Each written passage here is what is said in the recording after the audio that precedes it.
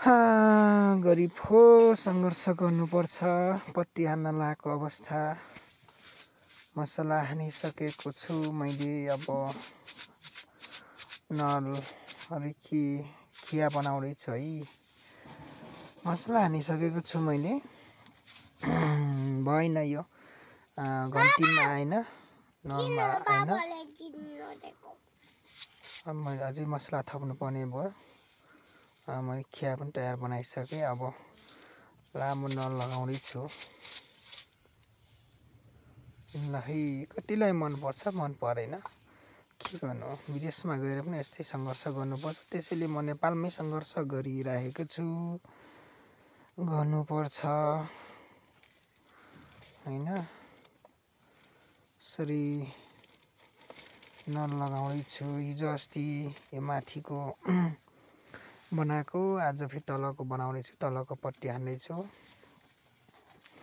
भिडियोलाई स्किप नगरिकन हेर्नु होला। अब नल लगाएर सिद्धियो।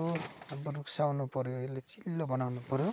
म चिल्लो बनाउँदैछु है त। म चिल्लो बनाउनु पर्यो, चिल्लो बनाउँदैछु। यसरी रुक्साउनु पर्छ। ठुलो मिस्त्री त होइन, तर पनि आफ्नो दिन गुजारा चाहिँ यसरी चलाइरहेको छु मैले चाहिँ। रुक्साएर पनि फिनिसिङ तयार भयो। तलमाथिको बिट पनि तयार बनाइसकेँ। अब मैले बिचको यो गोलो देखिरहेको भएको छ, यो गोलो काट्नलाई मैले सुट पनि हानिसकेको छु। अब त्यो पनि हानिसकेँ। अब मैले बिचको गोलो बनाउँदैछु है। बिच गोलोको फिनिसिङ गर्दैछु। कस्तो लाग्छ, कस्तो देख्नु भएको छ।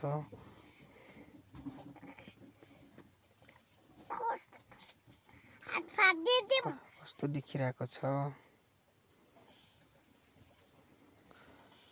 के गर्ने, मजदुरी हो, सङ्घर्ष गर्नुपर्छ, गर्नु पर्यो।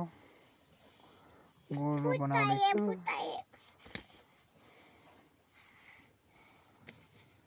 एकदम गाह्रो हुँदो रहेछ कि यो गोलो बनाउन चाहिँ। चक्कुले काटी हैन गरेर फिनिसिङ ल्याउनु पर्ने। आया यसरी गोटी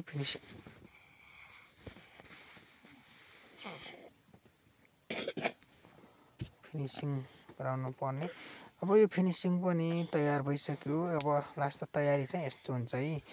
यसरी बनाएको छु। यो पछि साउवाले, घर धनीले अब कसरी पेन्ट गर्छ त्यो अनुसारको डिजाइन आउने हो।